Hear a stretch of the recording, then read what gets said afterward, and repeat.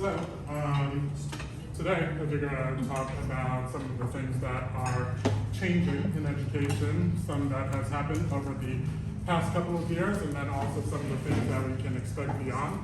I think the last time I did something like this was probably 2021 or sometime right in the start of the pandemic when everything just kind of went up in the air for educators and students and pretty much everyone. So, like I said, I'll talk a little bit more about that, some of the changes that we have seen, as well as some of the changes that are coming down the line. So, like I said before, the pandemic sparked a lot of investment in digital learning. A lot of things changed. Of course, students were out of school for a little bit, and then after that, everything was online, and there was this huge scramble to just kind of figure things out.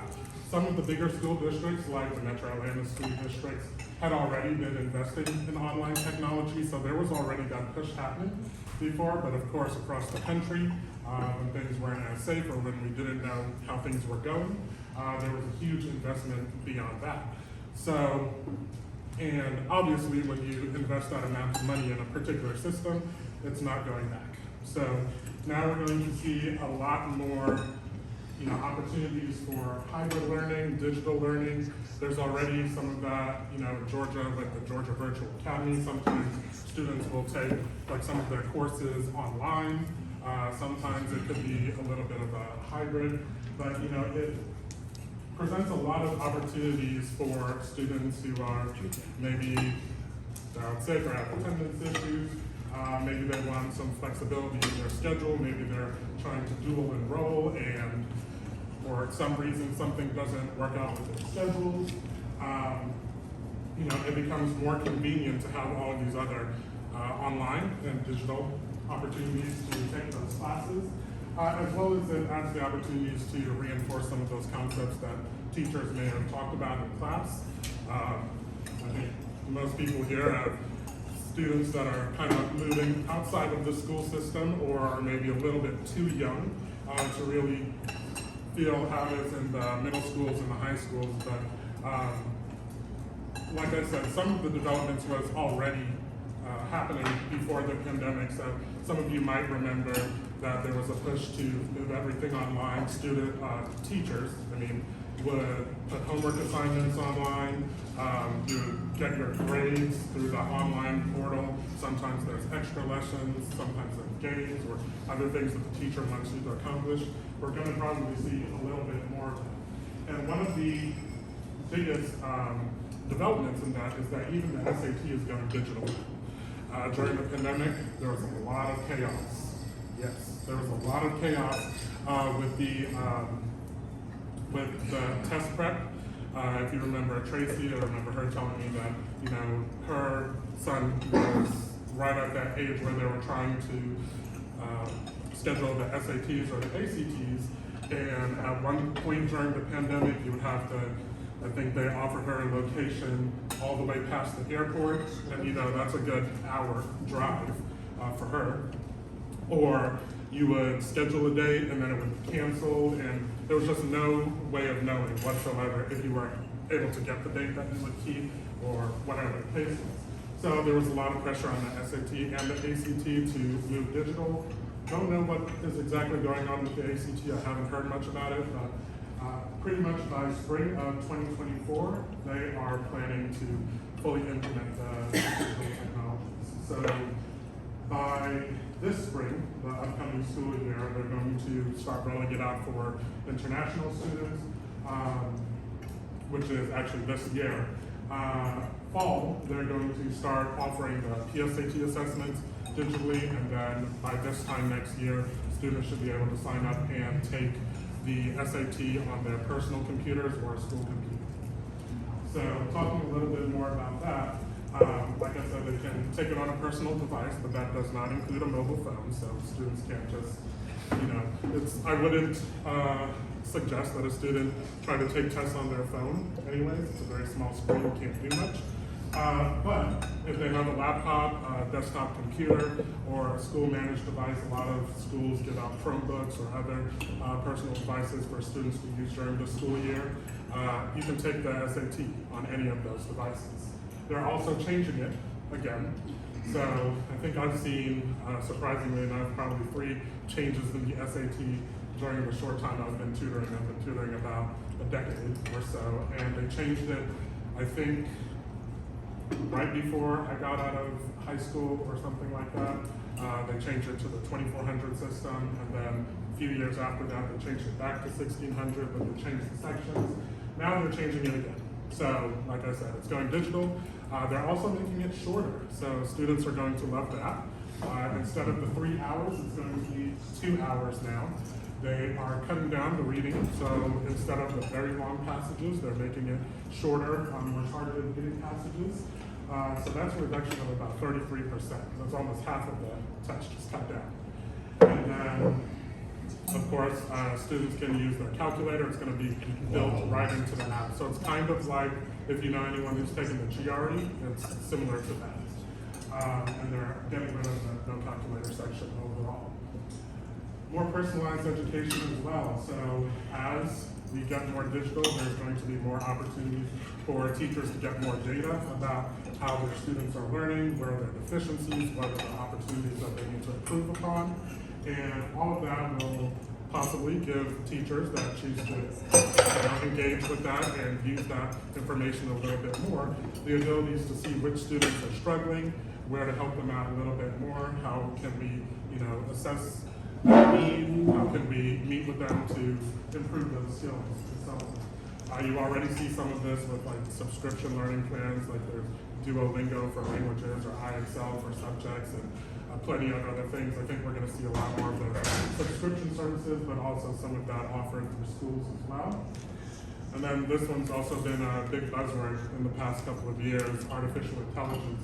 Or really in the past year, if you've heard the New York Times or whatever news organization of your choice talking about ChatGPT, this is what they're talking about, AI and the ability for people to type in a phrase and get either a summary or a paper written out or answers to certain things. Now, there are, of course, pros and cons to all of this, and it's not perfect, as everyone will tell you, but there have already been some instances and concerns of students using this kind of technology to cheat.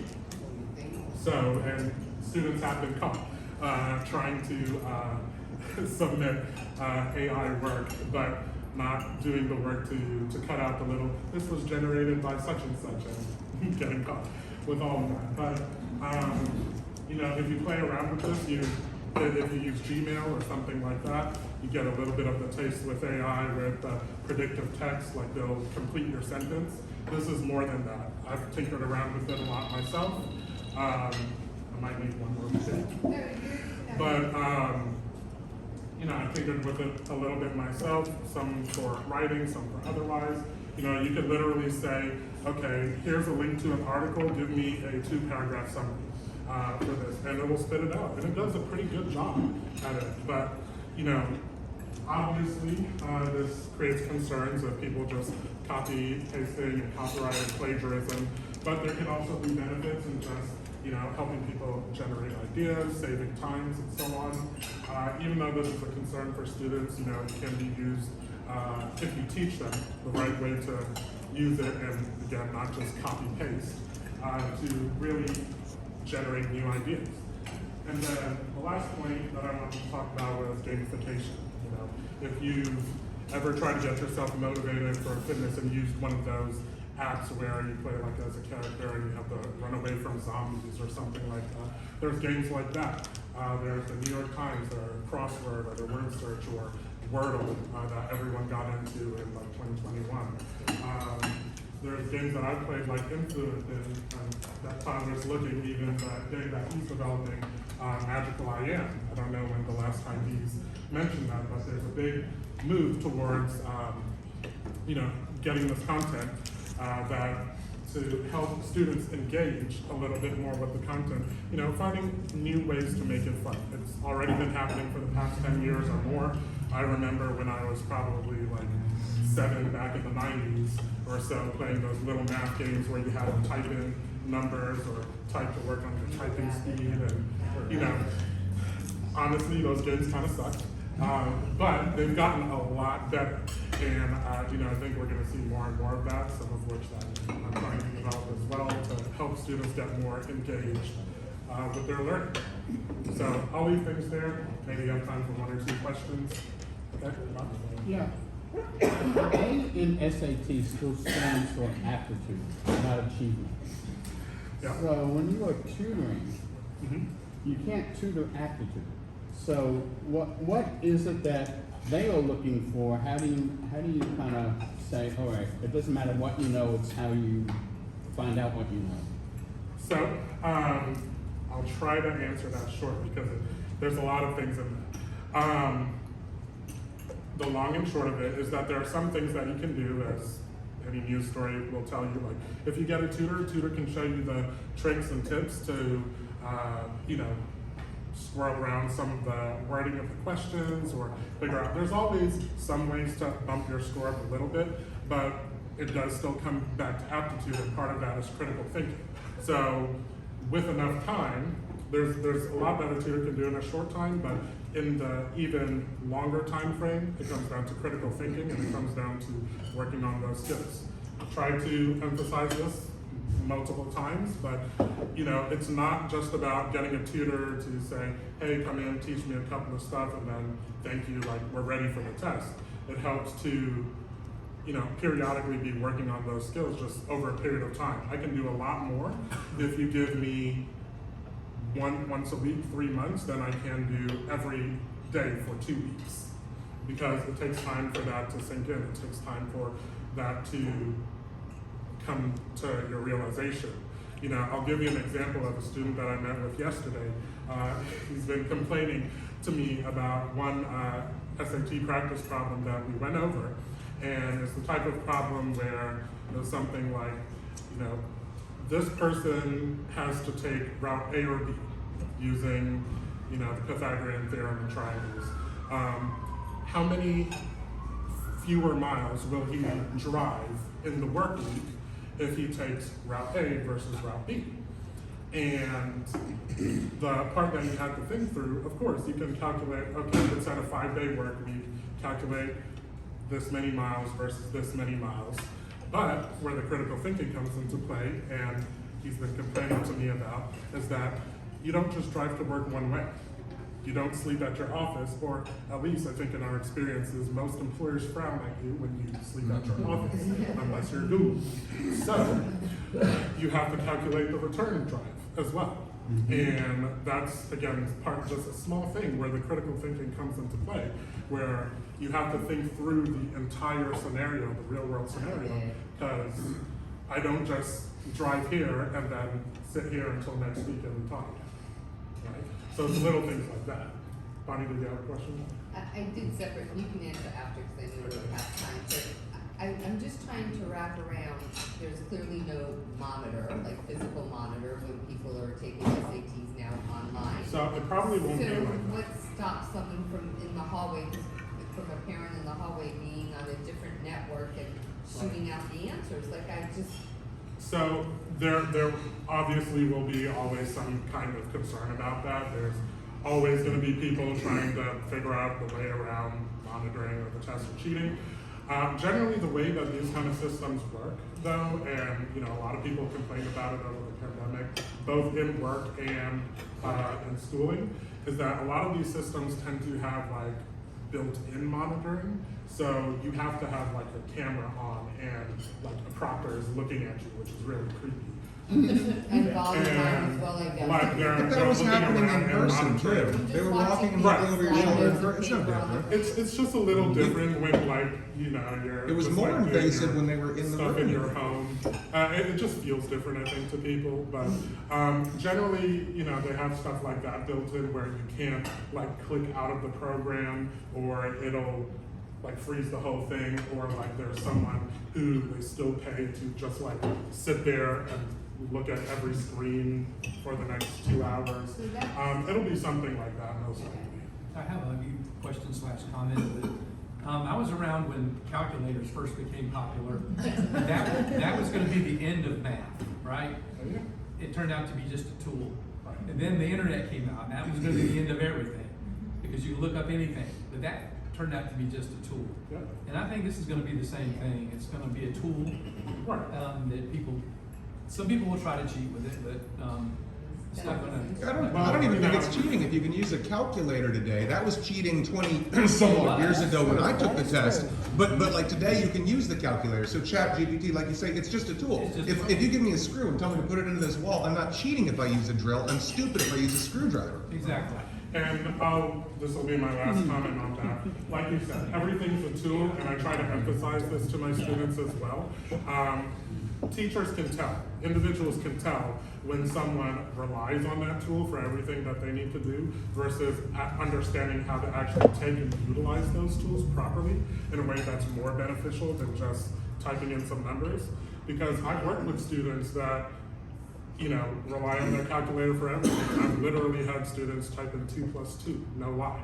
And if you're at that level, it's not gonna help you. If you have a calculator where, even if it's a graphing calculator and you don't know how to put in the graphing functions or how to, where to go to do a square root or something, which you start learning in 8th grade now, the calculator's not gonna help you. It's not gonna save you time. It's probably going to be a hindrance more than anything at that point if you need to rely on it.